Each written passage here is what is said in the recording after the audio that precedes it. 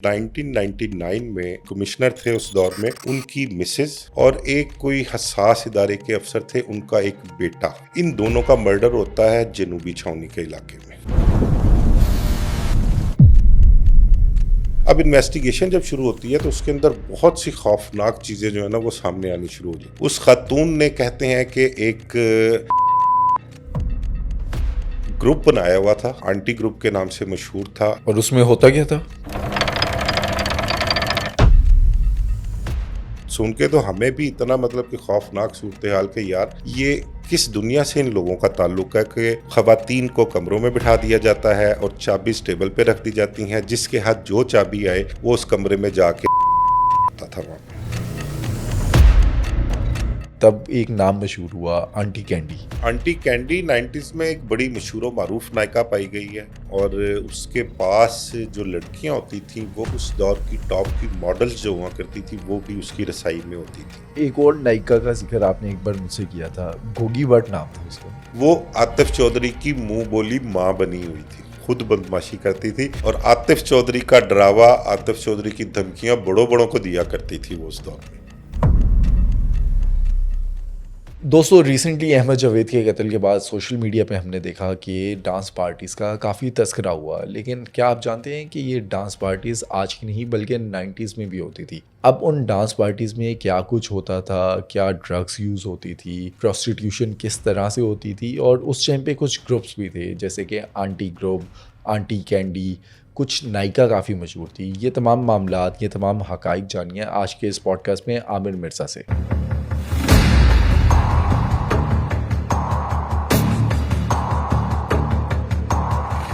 मिर्ज़ा साहब, अभी जब हमने अहमद जावेद का कत्ल देखा तो उस टाइम पे सोशल मीडिया पे ये बातें चलना स्टार्ट हो गई कि वो कत्ल जो है वो एक डांस पार्टी में हुआ, और डांस पार्टीज़ जो हैं वो फिर से एक बार सामने आ गई। इससे पहले हमने कसूर में डांस पार्टी देखी और फिर जनवरी में हमने मुस्तफ़ा आमिर केस में भी ये डांस पार्टीज़ और ये पार्टी कल्चर देखा था।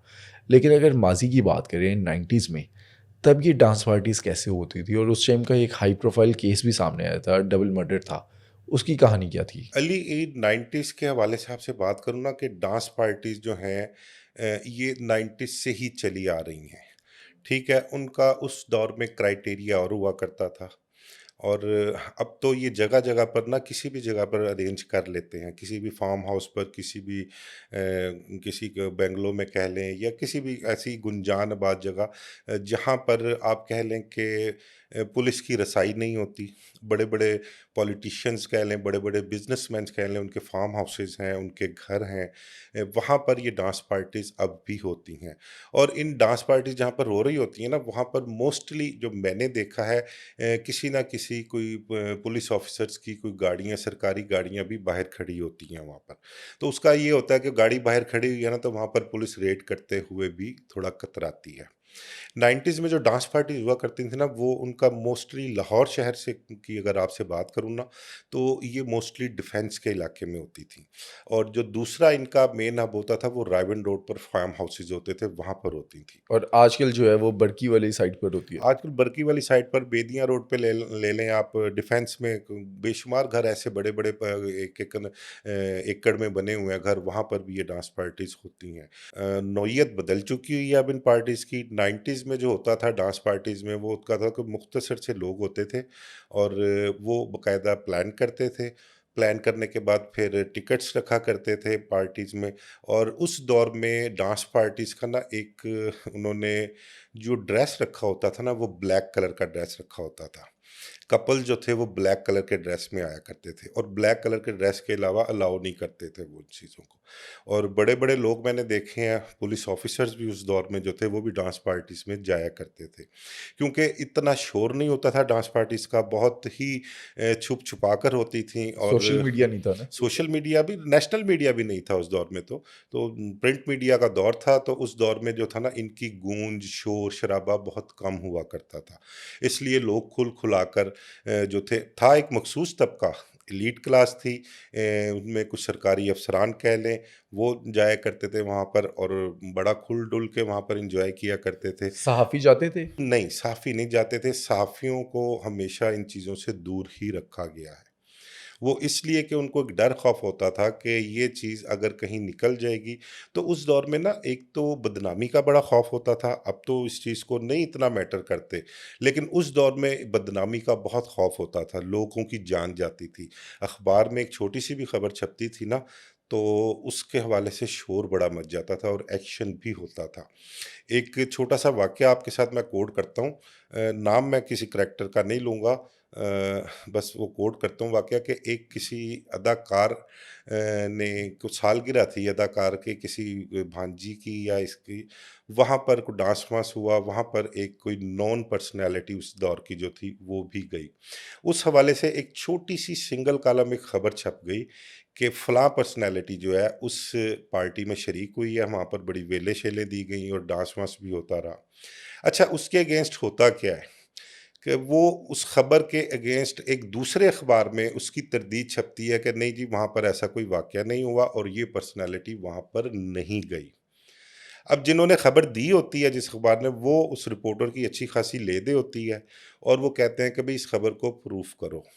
वो रिपोर्टर, उसके पास एविडेंस होता है, प्रूफ होता है। अब नेक्स्ट डे वो क्या करता है कि वो उस पार्टी की तस्वीर और उस पर्सनैलिटी की तस्वीर जो है वो अखबार में शाया कर देता है। और फिर कई दिनों तक जो है ना वो उसी चीज़ का मतलब कि शोर मचा रहा अखबारों में और कई दिन तक वो इशू चलता रहा। तो उस दौर में ये चीज़ें बहुत मैटर करती थीं। तो उस वक़्त जो डांस पार्टीज़ थीं उनमें उन दिनों बड़ा नया-नया आता था, डांसिंग टैबलेट्स बड़ी यूज़ होती थीं। कोकीन यूज़ होती थी, उसमें चरस जो थी वो इस्तेमाल किया करते थे। और जो लोग थे ना, अब तो जो ये डांस पार्टीज़ हो रही हैं ना आजकल, इसमें प्रोफ़ेशनल लड़कियाँ जो हैं, कह लें कि जिनका काम ही यही है, वो इसमें इन्वॉल्व होती हैं, वो इन पार्टीज़ की ज़ीनत बनती हैं। लेकिन वो उस दौर में जो थे ना, वो कपल्स, गर्लफ्रेंड, बॉयफ्रेंड, ये लोग हुआ करते थे और ये उस पार्टी को मतलब कि 4 चाँद इन्होंने ही लगाने होते थे। तो एलीट क्लास से उनका ताल्लुक होता था, उम्रा के जो बिगड़ी औलादें थीं, वो इसका हिस्सा हुआ करती थीं। अब हमें जो था इसके हवाले से अवेयरनेस किस तरह से होती है कि 1999 में कमिश्नर थे उस दौर में, उनकी मिसेज़, नाम मैं नहीं लेता अब क्योंकि ज़ाहिर-सी बात है उनकी फैमिलीज़ के लोग भी हैं, और एक कोई हसास इदारे के अफ़सर थे, उनका एक बेटा। इन दोनों का मर्डर होता है जनूबी छावनी के इलाके में। अब मर्डर कैसे, रात के टाइम मर्डर होता है, उस नौजवान के घर के बाहर गाड़ी में इन दोनों को मार दिया जाता है। अब उनको जब मार दिया जाता है, पुलिस मौके पर पहुंचती है, जाके सारे एविडेंस इकट्ठे करती है, हालात का जायज़ा लेती है। खातून का जब वो पर्स की तलाशी लेते हैं ना, तो उसके पर्स में से एक अपना वो पास निकलते हैं। पास भी निकलते हैं। ये ना किसी कंसर्ट में अपना माल रोड पर एक 4 स्टार होटल है, वहाँ पर एक कंसर्ट था, वहाँ से निकलते हैं। तो वो उस लड़के को ड्रॉप करना होता है वहाँ पर, कैंट में उसका घर था, वहाँ पर जाते हैं तो उसके घर के बाहर ये इंसिडेंट हो जाता है। अब पर्स से जो निकला था उसमें से कुछ टैबलेट्स, ऐसी ममनुआ टैबलेट्स निकली, किसी ख़ास मकसद के लिए जो इस्तेमाल होती हैं। फिर एक वो अपना टीन का बॉटल होती है, उसकी ड्रिंक, शराब कह लें उसकी, बियर। नहीं वो दूसरी अपना शराब ही होती है वो, या ब्रांडी कह लें उसको आप, वो भी निकलती हैं, मतलब इस किस्म की चीज़ें उसके पर्स से निकलती हैं। एफआईआर दर्ज होती है, अननोन लोगों के खिलाफ दर्ज होती है, फिर उसके केस की इन्वेस्टिगेशन शुरू हो जाती है। अब इन्वेस्टिगेशन जब शुरू होती है तो उसके अंदर बहुत सी खौफनाक चीज़ें जो है ना वो सामने आनी शुरू हो जाती हैं। और रिपोर्ट होती है उस टाइम पे? रिपोर्ट अखबारात में रिपोर्ट हुई हुई है वो सारी चीज़ें, मैंने खुद रिपोर्ट की हुई है उसमें अखबारात में। अब एक पहले उसमें एक लड़के को गिरफ्तार करते हैं, अली नाम का लड़का था, और वो अली जो था वो कोई सेशन जज थे, उनका बेटा था। उसको गिरफ्तार करते हैं, उसको इंटेरोगेट करते हैं। उसको इंटेरोगेट करने की वजह ये थी कि वो जो खातून मर्डर होती है ना, उसकी बेटी के साथ उनकी दोस्ती थी। उनका एक अलहदा ग्रुप था नौजवान लड़के-लड़कियों का। और उसको इंटेरोगेट करते हैं और वो लड़की जो थी वो किसी टाइम पर उस लड़के के साथ अपने घर से चली भी जाती है कुछ दिनों के लिए। फिर उसके बाद फैमिली के लोग इकट्ठे होते हैं, उसको वापस लेके आते हैं। तो वो एक शुबा था कि शायद इस रिवेंज में ये लड़का कहीं न कहीं इन्वॉल्व ना हो उस मामले में। कई दिन की उसने तफ्तीश काटी, टॉर्चर भी हुआ उस पे, मतलब थॉरली पुलिस ने उसको एग्ज़ाम किया और एग्ज़ामिन करने के बाद उसको क्लियर किया, उसको छोड़ दिया। अब इस केस को जब वो इंटेरोगेट किया सीआईए ने उस दौर में, तो बहुत सारी चीज़ें सामने आईं। ये खातून जो मर्डर होती है, इसके हवाले से बहुत सारी चीज़ें सामने आती हैं। उस खातून ने कहते हैं कि एक ग्रुप बनाया हुआ था, 15 से 20 लोगों का ग्रुप था वो। आंटियाँ थीं वो, आंटी ग्रुप के नाम से मशहूर था। डिफेंस में 2-3 घर किराए पर लिए हुए थे। उन घरों में डेट्स भी मारा करती थी ये आंटीज़, वहाँ पर पार्टीज़ भी होती थी, डांस पार्टीज़ भी होती थी। ये एक आंटी ग्रुप था जिन्होंने अपना एक सर्कल बनाया हुआ था। ठीक है, अब उसमें आपको बताऊँ कि उस दौर में एक कोई बहुत ही आज भी बड़ा नॉन बिज़नेस ग्रुप है टेक्सटाइल के हवाले से। उस घर की एक खातून जो थी वो भी इस ग्रुप का हिस्सा थी, बहुत एक्टिव थी। एक कोई पुलिस ऑफ़िसर था, उस घर की उनकी फ़ैमिली की एक खातून थी। एक कोई ब्यूरोक्रेट थे, उनकी भी फ़ैमिली की एक खातून जो थी वो इस ग्रुप में इन्वॉल्व थी। और इस हवाले से बहुत सारी चीज़ें सामने आती रहीं, बहुत सारी जो कुछ पार्टीज़ में होता रहा। बल्कि हमें तो उस दौरान ये भी पता लगा था कि एक की पार्टीज़ भी हुआ करती हैं। वो ख़ासकर अपना इन्हीं से को पता लगा था लोगों से जिनको पुलिस ने इंटेरोगेट किया था कि ख़ासकर कराची जो था, उस की पार्टी का जो था मेन हब था वहाँ पर। और उसमें होता क्या था? की पार्टीज़ में वो को 20-25 जोड़े थे, मैरिड थे। वो ये पार्टी अरेंज करते थे, ठीक है? वो एक घर में इकट्ठे होना उन्होंने उस घर में काफ़ी सारे मतलब के रूम्स हुआ करते थे और हर कमरे की चाबी वो टेबल पे रख देते थे। अब हम सुन के तो हमें भी इतना मतलब कि खौफनाक सूरत-ए-हाल कि यार, ये किस दुनिया से इन लोगों का ताल्लुक है कि मैरिड कपल्स हैं और वो ये पार्टीज़ अरेंज कर रहे हैं। ख़वातीन को कमरों में बिठा दिया जाता है और चाबीज़ टेबल पे रख दी जाती हैं, जिसके हाथ जो चाबी आए, वो उस कमरे में जाके रात गुज़ारा करता था वहाँ पे। अच्छा, ये जो पार्टनर स्वैपिंग होती जी है, हाँ।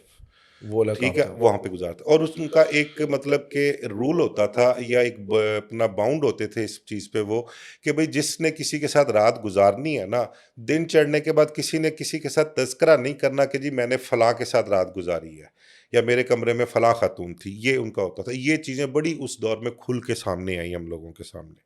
और पार्टीज़ के हवाले से तो हम यहाँ पर सुन के हैरान रह गए कि ये जो आंटी ग्रुप था ना, इनकी जो आगे औलादें थीं, जो नौजवान लड़के-लड़कियाँ थे, उन लोगों ने अपना एक अलहदा ग्रुप बनाया हुआ था। वो अलहदा डांस पार्टीज़ अरेंज किया करते थे। अब ये जो आंटी ग्रुप था, इसका क्या काम था? जैसे कि आपने बताया कराची के अंदर जो पार्टीज़ होती थी, उसके अंदर तो पार्टनर स्वैपिंग हो रही है। तो ये जो आंटी ग्रुप वाले थे, ये क्या कुछ करते थे? अली ये जो आंटीज़ ग्रुप था ना, इनके अपने-अपने बॉयफ्रेंड्स होते थे इनके, ठीक है? ये सब इकट्ठे होकर पार्टीज़ भी किया और करते ये थे। सारी मैरिड थी? और मोस्टली इनमें ज़्यादातर मैरिड ही थे। शायद कोई एक आध होंगी कोई मतलब कि अनमैरिड हो, लेकिन ज़्यादातर सारे ही मैरिड हुआ करती थी। इनके बॉयफ्रेंड्स होते थे, इन्होंने जो घर किराए पर लिए होते थे ना डिफेंस में, वहाँ पर ये डेट पॉइंट होते थे इनके। ठीक है, अब 15-20 लोगों की इनकी अपना तादाद थी, मतलब 15-20 जोड़े कह लें आप, ये होते थे। अब किसी को पता है कि यार इस घर में जाना है, कोई 5, 7, 8 कमरे एक घर पे मौजूद हैं, तो एक टाइम पर 2-2, 4-4 लोग एक ही घर में डेट भी मारा करते थे। फिर उसके अलावा जो ये पार्टीज़ रखा करते थे, डांस पार्टीज़ कह लें जिनको, वो पार्टीज़ भी वहाँ पर अरेंज किया करते थे। तो इनका ये काम हुआ करता था और ये मतलब कि सब अमीर लोग थे। कोई ये नहीं कि इन्होंने कोई अपना कि अर्निंग करनी है या डांस पार्टीज़ के हवाले से या कोई और पर्पज़, सिर्फ़ इनका पर्पज़ अय्याशी हुआ करता था। अपनी अय्याशी के मकसद के लिए इन्होंने ये एक ग्रुप बनाया हुआ था और उसको साल हर साल लेकर ये लोग चलते रहे। जब ये डबल मर्डर होता है उस खातून का और वो हसास इदारे के अफ़सर के बेटे का, उसके बाद ये चीज़ें जो हैं वो कुछ थम जाती हैं, क्योंकि इन सब के लोगों के जब नाम आमने सामने आने शुरू हुए हैं, तो ये लोग जो हैं फिर थोड़ा-सा कॉर्नर हो जाते हैं, इन चीज़ों से अवॉइड करना शुरू कर देते हैं। लेकिन कुछ अर्सा गुज़रता है, उसके बाद फिर यही काम दोबारा उसी तरह से शुरू हो जाता है। अब इसी डबल मर्डर में जो वो खातून थी उसके बेटे को भी अरेस्ट किया गया। उसने भी सीआईए की तफ्तीश भुगती और यही कहा जा रहा था कि उस खातून की फैमिली के बेटा कह लें या उसके हस्बैंड को कह लें कि उनकी तरफ से जो है ये मर्डर जो है ये करवाए गए हैं या किए गए हैं। इज़्ज़त के ले नाम पर? इज़्ज़त के नाम पर ही ना, देखें एक ब्यूरोक्रेट की बीवी हो और वो इस तरह की एक्टिविटीज़ में मुलव्वस हो, लोग उनके जो कह लें कि उनकी क्लास के लोग जो हैं वहाँ पर तरह-तरह की बातें होती हैं, लोग ताने देते हैं। ख़ासकर उस टाइम वो लड़के जो थे उनके औलाद जो थी वो नौजवानी का दौर था और उस नौजवानी के दौर में जब किसी को कोई ताना देता है ना तो वो फिर वो किसी और सेंस में उसको ले जाते हैं। जज़्बातियत बहुत होती है, लाव-बाली होती है, खून गर्म होता है और एज ऐसी होती है कि बंदा जो है ना कुछ भी एक्ट कर जाता है उसमें। अच्छा, ये मर्डर जो था वो किया कैसे था? क्या ज़हर दिया था या गोलियाँ मारी थी? फायरिंग की गई थी, गाड़ी के अंदर मर्डर किया था उन दोनों को। उस लड़के के घर के बाहर गाड़ी रुकी थी, उसको ड्रॉप करने जाना था वहाँ पे उन्होंने, उसको ड्रॉप से पहले ही वहाँ पर गाड़ी के अंदर दोनों को फायरिंग करके मर्डर किया गया था उनको। इन्वेस्टिगेशन में क्या कुछ सामने आया? एंड अभी क्लोज़ क्या हुआ? अभी तक वो मर्डर जो है ना वो समझ लें कि उस फाइल पे मिट्टी की धूल ही है और जो किरदार हैं वो सामने नहीं आ सके। जिन्होंने कत्ल किया वो आज तक सामने नहीं आ सके। और ये जो पार्टीज़ चलती थी, ये मर्डर होने के बाद क्या वो रुक गई या वो वैसे ही चलती रही? देखिए, कुछ अरसा तक तो ये चीज़ें महदूद रहीं। जैसे अपना कंबाइनली इकट्ठे हुआ करते थे ना, वो इकट्ठे होना उन्होंने छोड़ दिया, बंद कर दिया। अब जिनकी दोस्तियाँ थीं, वो वन टू वन तो मुलाकात कर लिया करते थे, लेकिन इस किस्म की एक्टिविटीज़ जो थी, वो रोक दी गई थी, रुक गई थी या डर था, खौफ था कि ये मामला ठंडे हो जाएँ, तो उसके बाद से फिर दोबारा वो मामला उन्होंने दोबारा शुरू कर दिए थे, लेकिन कुछ अरसे के बाद। उस दौर में अय्याशी के अड्डे क्या-क्या होते थे? एक तरफ तो हम देखते हैं कि रेड लाइट एरिया या हीरा मंडी वो था। एक तरफ जो एलीट थे उनके लिए ये डीएचए हो गया या ये राइवन रोड वहाँ पर पार्टीज़ होती थी। अय्याशी के अड्डे क्या-क्या थे उस टाइम पे? उस दौर में ना जो रेड लाइट एरिया था ना बाज़ार हुसन कह लें वो पीक पर हुआ करता था। वहाँ पर दफ्तर लगा करते थे जिसको कोठा है ना वहाँ पर जहाँ मुजरा होता है उसको उस टाइम वो जो अपनी ज़बान में ये कहते थे कि उसको कहते थे कि दफ्तर लग गया है। वहाँ पर टाइमिंग हुआ करती थी रात को कोई 11 बजे तक टाइम होता था 8-9 बजे से लेके 11-12 बजे तक वहाँ पर जो मतलब के कमरे एक वहाँ पर बाज़ार है तो उस बाज़ार में जो तवाइफ़ें थी ना वो दरवाज़े खोल कर बैठा करती थी वहाँ पर और तमाशबीन जो है वो वहाँ पर आया करते थे और जब कोई दफ्तर का टाइम शुरू होता था ना जहाँ कोई मुजरा होता था कोई तमाशबीन वहाँ पर चला गया मुजरा देखने फिर वो दफ्तर का दरवाज़ा बंद कर देते थे और फिर अंदर मुजरा हुआ करता था। और कितने लोग होते थे अंदर? अंदर 2-4 लोग, 5 लोग इससे ज़्यादा नहीं हुआ करते थे। एक तो वो उनके अपना त तबला साज़ कह लें, वो सारंगी वाले कह लें फिर वो कोई नायिका जो थी उनकी वो बैठी होती थी, फिर जिसने मुजरा करना है उसने होना है और 4-5 लोग जो थे वो तमाशबीन जो तमाशबीन थे। जो थे वो हुआ करते थे वहाँ पर। अब इन जो तवाइफ़ें होती थी ना वहाँ पर जो मुजरा करती थी, उनके आशिक कह लें या जिन्होंने उनको खर्चे पे रखा होता था महाना, वो उनके साथ मुलाकातें बाहर किया करती थी। बाहर उन्होंने किसी दूसरे शहर चले जाना नॉर्दर्न एरिया में चले जाना, वहाँ पर वो हफ़्ता-हफ़्ता 10-10 दिन उनके साथ गुज़ार कर आया करते थे। अब वहाँ पर जब सख्ती होना शुरू हुई ना रेड लाइट एरिया में, वहाँ पर जब उन्होंने बंद करवाने शुरू किए वहाँ पर उनके दफ़्तर जो थे, उसके बाद वो लोग जो हैं वहाँ से निकल कर बाहर शहर की तरफ मूव हो गए। शहर के मुख्तलिफ एरियाज़ में इकबाल टाउन कह लें आप, जौहर टाउन कह लें, सब्ज़ाज़ार कह लें, इन एरियाज़ में आके उन्होंने रिहाइश इख्तियार कर ली अपनी और अपने घरों में ही उन्होंने दफ़्तर लगाने शुरू कर दिए। और तब भी मुजरा होता था? बिल्कुल हुआ करता था मुजरा। फिर उसके बाद ये होता था कि इनको ना मुजरे के लिए इनको बुक कर लिया जाता था। उनको वहाँ से लेके किसी जगह पर कोई प अरेंज करना किसी घर में या किसी फार्म हाउस पे मोस्टली 90s में ना ये मुजरे जो थे ना मुजरे मोस्टली ये डांस पार्टीज़ का ही नाम इनको दिया करते थे। लोग इकट्ठे कर लिए अपने कुछ कह लें कि जो अपना सट्टेबाज़ हुआ करते थे, गैम्बलर हुआ करते थे या कुछ बिजनेसमैन हुआ करते थे या किसी का कोई फंक्शन है, किसी ने को अपनी खुशी सेलिब्रेट करनी है, उसके लिए इन तवाइफ़ों को एंगेज किया करते थे, इनको बुकिंग करके वहाँ पर मुजरे करवाया करते थे। लेकिन जो डांस पार्टीज़ की मैंने आपसे बात की और वो आंटी ग्रुप की जो बात की, ये सिर्फ़ एक मखसूस तबके में हुआ करता था, मखसूस लोगों के लिए हुआ करता था। तो वो उस वक़्त जारी थे और आज के दौर में या कह लें कि आफ्टर 2000 डांस पार्टीज़ जो हैं, वो मुस्तकिल तौर पर जारी हैं। अभी रिसेंटली आपने कसूर में देखा था, कसूर में कुछ 70 के करीब लोग जो है लड़कियाँ और लड़के वहाँ से पकड़े गए थे। अब इनमें मोस्टली जो तादाद है ना, अब की जो डांस पार्टीज़ हैं, ये आप ज़ारो बट को ले लें जो अपना डिफेंस वाला वाक़या हुआ है, ठीक है? ये भी एक वही ग्रुप था जो डांस पार्टीज़ अरेंज किया करती थी। ये ज़ारो बट के पास लड़कियों की तादाद है, ठीक है, अभी ये तो केस ताज़ा-ताज़ा है ना, अभी अपना हाल में ही उसको ज़ारो भट्ट को छोड़ा है पुलिस ने। अभी ये थोड़ा-सा ज़रा वक़्त गुज़र ले, इस केस का कोई फ़ैसला हो जाए, मुल्ज़मान की तरफ से देखें क्या होता है, उनको सज़ाएँ मिलती हैं, उनको गुनहगार लिखा जाता है या नहीं लिखा जाता। वो बेचारे अपना मुद्दई जो हैं आदिल रशीद, वो काफ़ी भाग-दौड़ तो कर रहे हैं कि वो अपने बेटे के जो जेन्युइन कातिल हैं, जिन्होंने उसको कत्ल किया है, उनके मुतल्लिक वो कोशिश कर रहे हैं कि उनका चालान मुरतब किया जाए और जिस किसी की गोली उसको लगी है वो उसी एज इट इज़ ही उसमें उसकी ज़िम्नी लिखी जाए और अदालतों से उनको सज़ा दिलवाई जाए। लेकिन बहुत सारी चीज़ें मुझे जो लग रहा है कि शायद मे बी तफ्तीश में कोई गड़बड़ हो, क्योंकि बीच में एक मुलज़म है अब्दुल्ला गालिबन उसका नाम है, वो बाअसर शख्सियत है।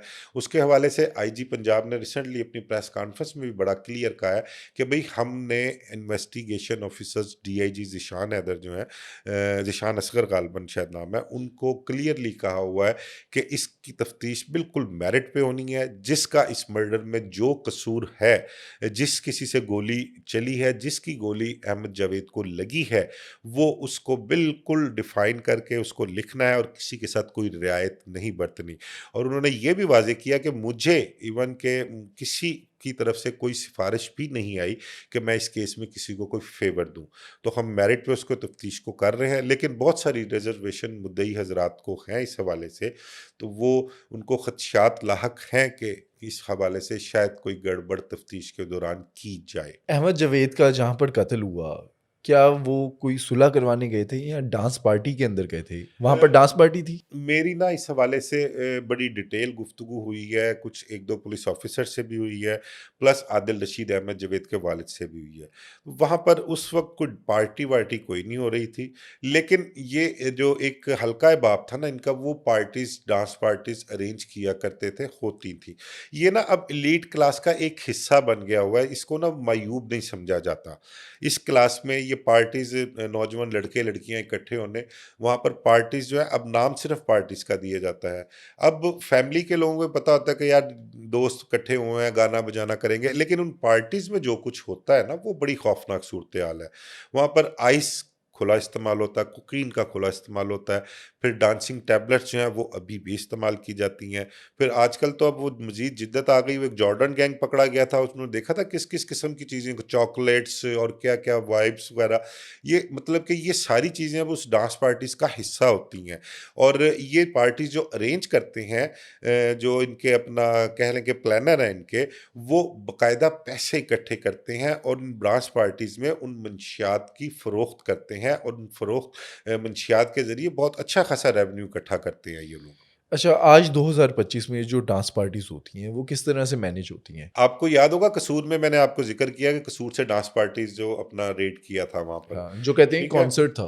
कॉन्सर्ट कॉन्सर्ट नहीं था, वो भी रेड की भी एक अलहदा कहानी है। वहाँ पर कुछ कह लें कि 2 ग्रुप थे, वो सब यही काम डांस पार्टीज़ का कराया करते थे। एक ग्रुप जो था वो कसूर की एक इंतहाई बाअसर शख्सियत, सियासी शख्सियत है, वो उनके ताल्लुक वाले थे, ठीक है? ये जो पार्टी करवा रहे थे, जहाँ रेड किया था, ये दूसरा ग्रुप था। अब इस डांस पार्टी पर रेड करवाने की वजह वो बाअसर सियासी शख्सियत थी, जिसकी वजह से वहाँ पर रेड करवाया गया और इन सब लोगों को पकड़वाया भी गया। अब इसमें खराबी कहाँ से होती है कि सोशल मीडिया पर पुलिस की तरफ से जो एक वो वीडियो आ लड़कियों की जाती है। वीडियो आती है ना, उस हवाले से खराबी का बायस बना। नहीं तो इसका इतना कोई शोर भी नहीं मचना था, इतना पकड़ा भी नहीं जाना, मतलब कि शोर लोगों ने इसको इतना मैटर नहीं करना था इस मामले को। ये रूटीन मैटर कि भई ये तो चलते आ रहे हैं मामला। तो वो उस वीडियो की वजह से जो था इतनी हाइप क्रिएट हुई और फिर कोर्ट ने भी नोटिस लिया, फिर उसको एसएचओ को भी फारिग किया गया, एक सब इंस्पेक्टर को फारिग किया गया। तो अब जो ये डांस पार्टीज़ हो रही हैं ना, ये भी कुछ लोग हैं जो ये मैनेज करते हैं। जैसे इवेंट प्लानर होते हैं ना, तो ये डांस पार्टीज़ के भी ये अपना प्लान करते हैं, प्लान करके ये कोई फार्म हाउस किराए पर ले लिया या अपने किसी ताल्लुक वाले के फार्म हाउस पे चले गए, किसी कोठी में चले गए, कोई बड़ी कोठी जहाँ पर मतलब कि अंदर 15 20 30 गाड़ियाँ आ जाएं और इतने लोग समा जाएं कि बाहर लोगों को पता ना लग सके, तो ये वहाँ पर अरेंज करते हैं ये सारी चीज़ें। और वहाँ पर जो चीज़ें अपना लवाजमात कह लें, वो आप अपना ड्रिंक कह लें उसको, फिर उसके बाद आप आइस कह लें, कुकीन कह लें, ख़ासकर ज़्यादातर आइस और कुकीन का बहुत ज़्यादा इस्तेमाल है। हमारी एलीट क्लास में मैं आपको बताऊँ कि लड़कियाँ जो है ना, नौजवान लड़के-लड़कियाँ और ख़ासकर हमारी यूनिवर्सिटीज़ जो प्राइवेट यूनिवर्सिटीज़ हैं ख़ासकर, वहाँ की जो स्टूडेंट्स हैं ना, वो कुकीन बहुत ज़्यादा इस्तेमाल करती हैं। उनका एक पर्पज़ होता है कि कुकीन जो है ना, आपकी फ़िज़ीक जो है उसको बिल्कुल एक्यूरेट रखती है और आपको फिट रखती है, आपका वेट नहीं बढ़ने देती। ये एक उनकी साइकी है एलीट क्लास में। और प्लस ये स्टूडेंट्स जो हैं इनकी, कि कुकीन आपको फिट रखती है, आपका वज़न नहीं बढ़ने देती। इस वज़ह से कुकीन इस्तेमाल भी बहुत होती है। और इन डांस पार्टीज़ में ये चीज़ें बहुत आम इस्तेमाल है। और जो वो अपना प्लानर है ना पार्टीज़ के, उनके पास ये मंशियात का काम करने वाले लोग जो हैं, जो सप्लायर हैं, वो सप्लाई देते हैं। एक चीज़ अगर वैसे ये आइस और कुकीन वगैरह बहुत महँगा नशा है, ठीक है? अगर वो आम रूटीन में मार्केट से आपने किसी के ले ली ना, किसी बंदे से जो इसका काम करता है, वो अगर आपको 10,000 की मिल रही है ना, तो उस पार्टी में आपको 15,000 की मिलेगी, 18,000 की मिलेगी, 20,000 की मिलेगी। तो वो महँगे दामों वहाँ पे मिलती हैं। अमीरज़ादे लोग हैं, बिगड़े रईसज़ादे हैं, पैसों की उनको परवाह नहीं है। और इस किस्म के जब प्लान हो रहे हों, जब उन्होंने इसको नशा करना हो, तो वो पैसों को कहाँ देखते हैं? पैसों को जिस तरह मर्ज़ी वो खर्च करते हैं, पानी की तरह बहाते हैं इन चीज़ों पर पैसे। अच्छा, कोई आपने देखा, कोई रिपोर्ट हुए हो कि पुलिस की रेड होती है ऐसी जगहों पर? डांस पार्टीज़ के हवाले से बहुत सी रेड्स हुई हैं। कई जगह पे हुई हैं, अब अपने डिफेंस में रायबंद रोड पर भी हुई हैं, इवन के जौहर टाउन के इलाके में कई हुई हैं, लाहौर का जो इलाका है जौहर टाउन, वहाँ पर भी कई पार्टीज़ हुई हैं। और गिरफ्तारियाँ भी हुई हैं, एफआईआर्स भी दर्ज हुई हैं। और बल्कि मोस्टली कई जगहों पर तो ये भी हुआ है कि पुलिस ने जो लड़के-लड़कियाँ पकड़े गए हैं ना, उनके पेरेंट्स को भी बुलवा लिया थाने। उनको भी बुलवा के आके उन्होंने कहा कि भई ये मामला है, तो इनको देखें, समझाएँ, अभी तो हम सिर्फ़ ये एफआईआर दे रहे हैं। बाकी लवाज़मात जो हैं वो इसलिए नहीं डाल रहे कि नौजवान लड़के-लड़कियाँ, इनकी ज़िंदगी बर्बाद हो जाएगी और ये लंबे अरसे के लिए जेलों में चले जाएँगे। तो अब जो ये सिर्फ़ एक मामूली सी को दफ़ा लगा के एफआईआर दे रहे हैं, इनकी कल जाके ज़मानतें करवाएँ, छुड़वाएँ और इनको सँभालें कि ये सही रास्ते पर चलें। अच्छा, ये डांस पार्टीज़ पर तो हमने बात कर ली, लेकिन पूरे लाहौर के अंदर, पूरे पाकिस्तान के अंदर ब्रोथल हाउसेज़, मसाज सेंटर्स, उन पर एक्शन होते हैं? असल में जितने भी ब्रॉथल हाउसेस हैं ना और ये मसाज सेंटर्स हैं, ये पुलिस की मर्जी के बगैर नहीं चल सकते। ये पेड क्राइम में आता है, ये सोशल क्राइम है और पेड क्राइम में आता है। ये पुलिस की मर्जी के बगैर बिल्कुल नहीं चल सकते। छुपा कर 10-15 दिन, महीना, 2 महीने ये लोग काम कर सकते हैं। अल्टीमेटली पुलिस के पास इत्तला आ ही जाती है कि फलाँ जगह पर ये काम हो रहा है। और ये घर होते हैं या गेस्ट हाउस या होटल्स वगैरह में? देखो, ब्रॉथल हाउसेस जो है ना, मोस्टली गेस्ट हाउसेस में भी ये काम हो रहा है, घरों में भी ये काम हो रहा है। और मतलब कि जिन इलाकों में घर मौजूद है ना, वहाँ से इनकी सप्लाई भी होती है। वहाँ से ले जाना किसी ने, मतलब कि मैंने एक बुकिंग किया 2 लड़कियों की, मैं उनको साथ ले गया हूँ, मैं किसी गेस्ट हाउस में ले गया, मैं किसी फार्म हाउस पे ले गया, मैं उन्हें कोई 2, 4, 5 दिन के लिए अपना नॉर्दर्न एरिया में ले गया। तो ये सिलसिला इस तरह से चलता है। पुलिस अगर चाहे तो ये पेड क्राइम किसी सूरत नहीं हो सकता। और जो पुलिस की मर्ज़ी के बगैर करते हैं, वो छापे भी पड़ते हैं, गिरफ्तारियाँ भी होती हैं, उनके खिलाफ एफआईआर्स भी दर्ज होती हैं। लेकिन इनके अगेंस्ट जो है ना, वो लॉ कोई इतना सख्त नहीं है कि ये काम जो है एक दफ़ा अगर पकड़े जाएँ तो वो दोबारा करने का सोचें। गिरफ्तारी के बाद नेक्स्ट डे, हार्डली कोई 2 दिन बाद इनकी बेल हो जाती है इस हवाले से। अच्छा, 90s में जो ये मामलात होते थे, पार्टीज़ वगैरह होती थी, तब एक नाम मशहूर हुआ, आंटी कैंडी। वो करैक्टर क्या था? वो क्या कुछ करती थी? आंटी कैंडी 90s में एक बड़ी मशहूर व मारूफ नायिका पाई गई है। और उसके पास जो लड़कियां होती थीं, वो उस दौर की टॉप की मॉडल्स जो हुआ करती थी, वो भी उसकी रसाई में होती थी। और वो उनके कहने पे पार्टीज में भी जाया करती थी और उनकी बुकिंग भी हुआ करती थी। आंटी कैंडी के वाले से आपको एक बड़ा दिलचस्प वाकया बताऊं, जो मेरे साथ एक रूनुमा हुआ है। इवनिंगर अखबार होता था सहाफत, एक मिड 90s की बात है गालबन ये। तो अब्बास अत्तर, अल्लाह ताला बख्शे उनको, गरीक रहमत करे उनको, वो हमारे चीफ़ एडिटर होते थे, सहाफ़त अख़बार के एडिटर हुआ करते थे वो। तो पाँच महल रोड गंगाराम के पास ऑफ़िस होता था, तो एक कमरे में ही ऑफ़िस था हमारा सहाफ़त का, वहीं पे हम रिपोर्टर्स भी बैठते थे। अब्बास अत्तर और न्यूज़ रूम के लोग ना उसी एक ही कमरे में बैठते थे। सुबह-सुबह का टाइम था, कोई 7 साढ़े 6 पौने 7 का, क्योंकि इवनिंगर अखबार था तो हम सुबह अर्ली 5:30-6 बजे ऑफिस चले जाया करते थे। 10-11 बजे अखबार जो था वो मार्केट में आ जाया करता था। अब बैठे हुए तो अब्बास अत्तर साहब ना पीछे मुड़ के ना ऐसे मेरी तरफ देख के, मतलब उनका मुंह उस तरफ होता था, हम लोग पीछे बैठे होते थे, तो पूछ के कहंदा मुंडिया की करना पिया बई। मैं कहा कुछ नहीं शाह जी, बस बैठे हैं खबरां खुबरां देख। ਉਹ ਯਾਰ ਉੱਥੇ ਸ਼ਮਾਲੀ ਛਾਉਣੀ ਥਾਣੇ ਚਲਾ ਜਾ, ਉਹ ਐਸਐਚਓ ਮਲਕ ਅਸ਼ਰਫ ਗਾਲਬਨ ਐਸਐਚਓ वहां पर हुआ। ਉਹ ਯਾਰ ਉਹਦਾ ਫੋਨ ਆਇਆ, ਉਹ ਵੇਖੀ ਉਹਨੇ ਕੋਈ ਪਤਾ ਨਹੀਂ ਕੋਈ ਕੁੜੀਆਂ ਛੁੜੀਆਂ ਫੜੀਆਂ ਨੇ ਕੋਈ, ਤੂੰ ਜਾ ਉਹਦੀ ਕੋਈ फोटो शोटो ला ਤੇ ਉਹਦੀ कारकर्दगी बन जाएगी। तो चक्कर ला ला। उस दौर में ये खबर बड़ी मैटर करती थी, इसको ना मतलब कि अब तो खैर देखते ही नहीं है, अब तो बड़े से बड़ा भी इवेंट हो जाए ना तो रिपोर्टर्स बॉदर नहीं करते। व्हाट्सएप पे ही वो आती है अब तो व्हाट्सएप न्यूज़। ग्रुप एक चल रहा है, उसमें जिसकी जो खबर आ गई वो चला देनी है। तो उस टाइम इन चीज़ों को ना बड़ा मतलब कि देखा करते थे और लोग पढ़ते भी थे, और ये चीज़ों को इनको कवरेज भी अच्छी मिला करती थी अखबारात में। मैं कहा जी ठीक है शाह जी, मैंने फोटोग्राफर लिया, मोटरसाइकिल पे बैठे शुमाली छावनी थाने चले गए। वो अब सुबह सुबह का टाइम, एसएचओ ताज़ा ताज़ी को रेड करके लेके आया था उनको, तो मैं जाके मिला उसे। मैं कहा ये बासतर साहब ने भेजा है, तो की करना जे। उसने एक अपना उसको मुलाजिम को आवाज़ दी, जा बई आ मिर्जा साहब आए ने, इन्होंने लै जा उत्थे कमरे च बैठी हैं, तस्वीरां तस्वीरां लवा जाके।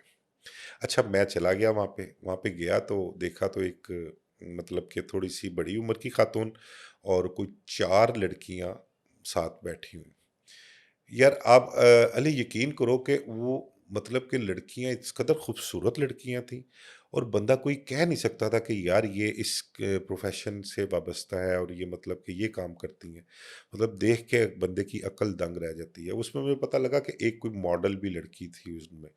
तो खैर उनकी मैंने तस्वीरें तस्वीरें उतरवाई, तस्वीरें उतरवा ली जब, तो उनके नाम शाम पूछे, डिटेल मैंने लिख ली, सारी डिटेल लिख के मैं जाने लगा ना, तो उसने आंटी जो थी ना, खातून जो थी वो बड़ी उम्र की, जो उनकी नायिका थी, उसने मुझे आवाज़ दे ली कि मेरी बात सुनो। मैं कहा जी बताओ।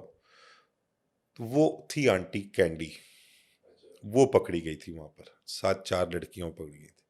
अच्छा उसने जो मुझे कहा ना, कि उसने कहा तो मेरा एक काम कर दे, ते मैं इत्थों कल जमानत हो जाएगी मेरी, मैं बाहर आ जाऊंगी ना, ते इन्हां कुड़ियां चो तू जिन्नू कहेगा ना, कि जिथे कहेगा मैं भिजवा देवांगी। ये उसने मुझे ऑफर दी। काम क्या था? मैं कहा क्या काम? कहंदा इन्हां दी तस्वीर अखबार च नहीं छपनी चाहिए।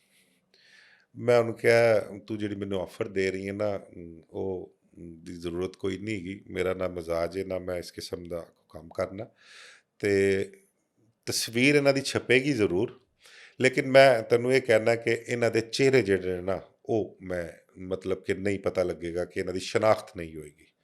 ठीक है वो की करेगा? मैं कहा मेरा काम है, मैंने पता की करांगा, लेकिन इन्हां दे चेहरे नहीं आएंगे, मैं इस चीज़ का तेनों कह दिना।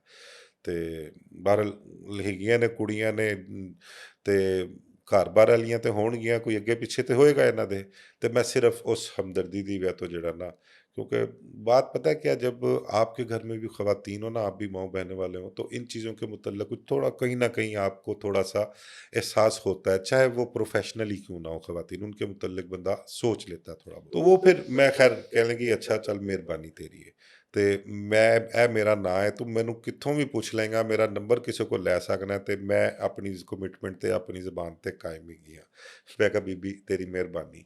मैं ऑफिस आ गया, ऑफिस आके मैंने फोटोग्राफर को कहा, उस दिन ना मैनुअल काम होता था सारा, डार्क रूम ऑफिस में ही होते थे, ब्लैक एंड वाइट तस्वीरें बनाया करते थे। तो मैंने उसको फोटोग्राफर को कहा, मैं कहा यार ये प्रिंट निकाल के ना इनके चेहरे पे काली पट्टी लगा दे, चारों पांचों के ना। तो वो उसने पट्टी लगा के दे दी। अब वो पट्टी दे दी, अब्बास सत्तर साहब के पास जब वो तस्वीर गई, ओ यार पट्टी तू लवाई है? मैं कहा हाँ जी शाह जी। ਉਹ ਕੋਈ ਵਾਕਫ ਸਨ ਤੇਰੀਆਂ? ਉਹ ਮੈਂ ਕਿਹਾ ਨਹੀਂ ਸ਼ਾਹ ਜੀ ਵਾਕਫ ਨਹੀਂ ਹੈਗੀਆਂ ਸਨ, ਕੁੜੀਆਂ ਹੈਗੀਆਂ ਘਰ ਬਾਰ ਵਾਲੀਆਂ ਹੋਣੀਆਂ, ਬਸ ਪੱਟੀ ਲਵਾ ਕੇ ਦੇ ਦਿਓ, ਇੰਨਾ ਕੁ ਤੇ ਕਿਸੇ ਨੂੰ ਫੇਵਰ ਦੇ ਦੀ। ਉਹ ਕੋਈ ਗੱਲ ਹੈ ਤੇ ਮੈਨੂੰ ਦੱਸ।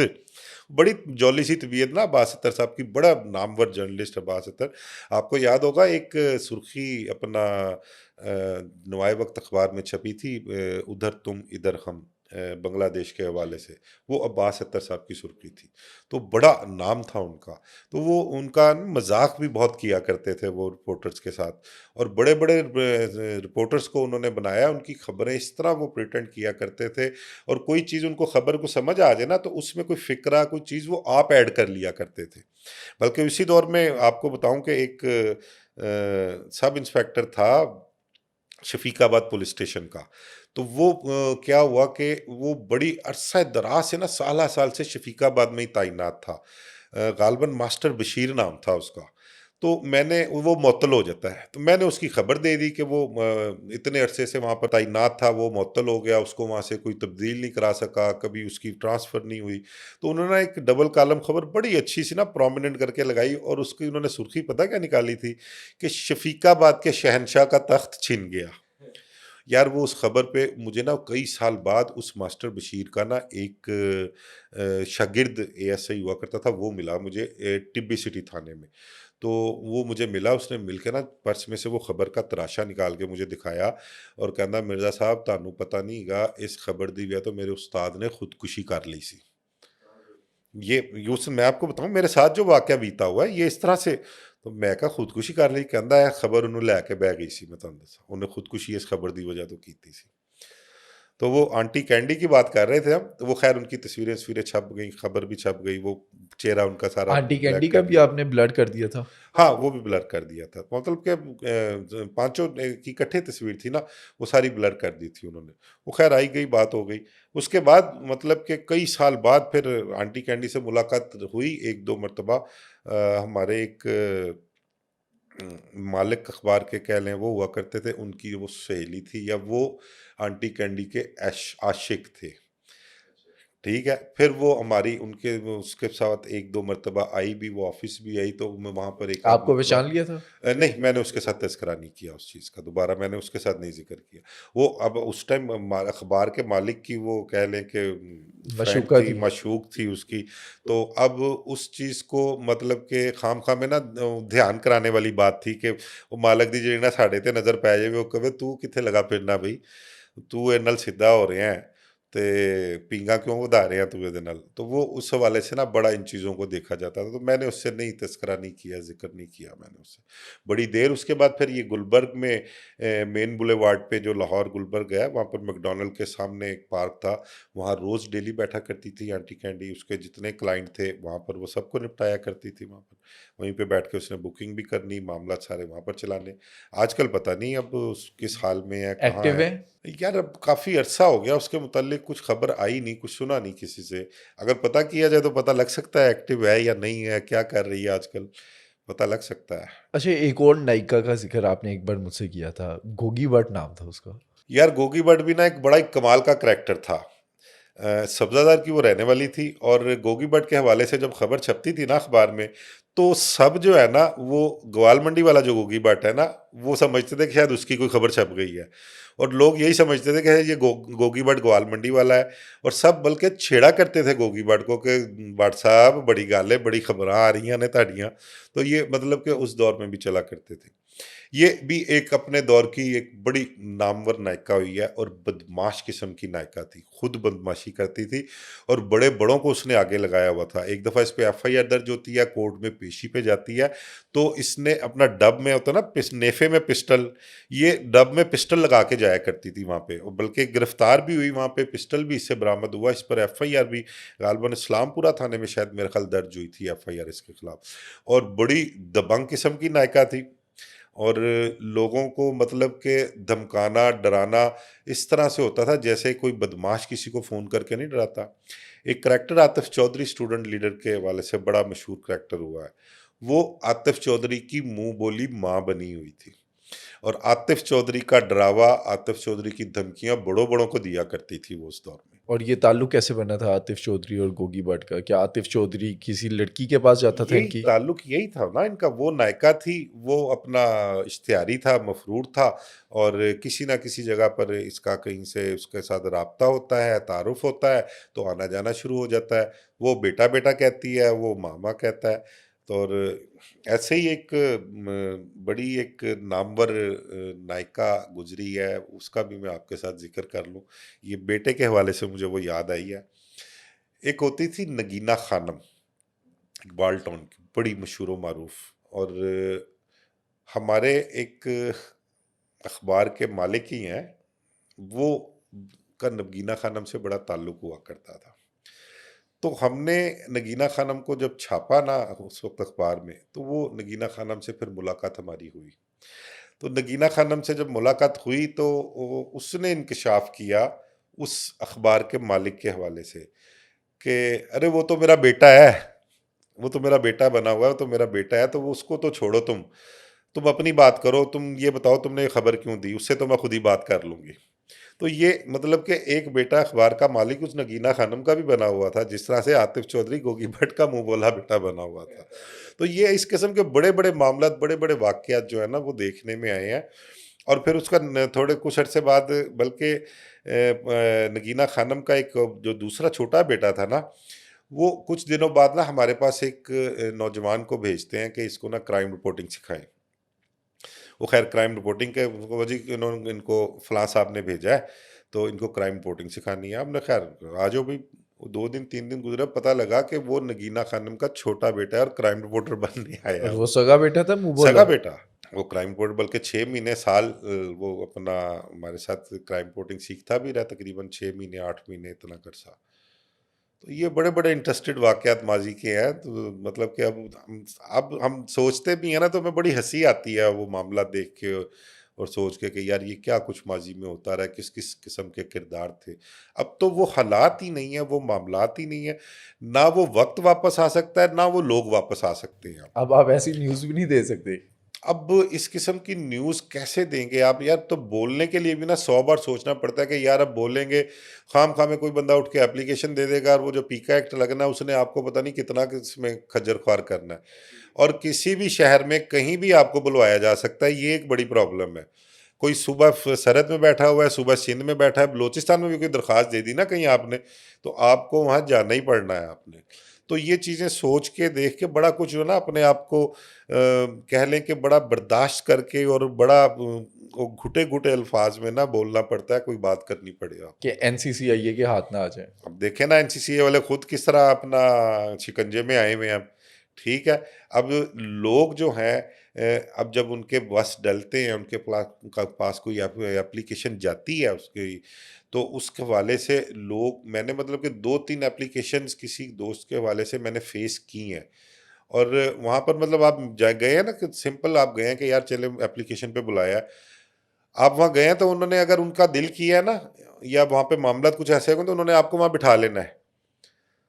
आपका मोबाइल भी ले लें, सामान भी ले लें, लो जी इनको छोड़ के आओ नीचे हवालात में, वहाँ पे बंद करके आओ। अब तो मामलात यहाँ पर इस तरह से हैं। ये भी नहीं कि आपको को मतलब कि 1 तारीख, 2 तारीख, 3 तारीख, 4, अगर पहली मुलाकात में ही अगर आपको के मामलात वहाँ पर डिस्टर्ब हो गए ना, तो उन्होंने आपको वहीं पे बिठा लेना है आपने।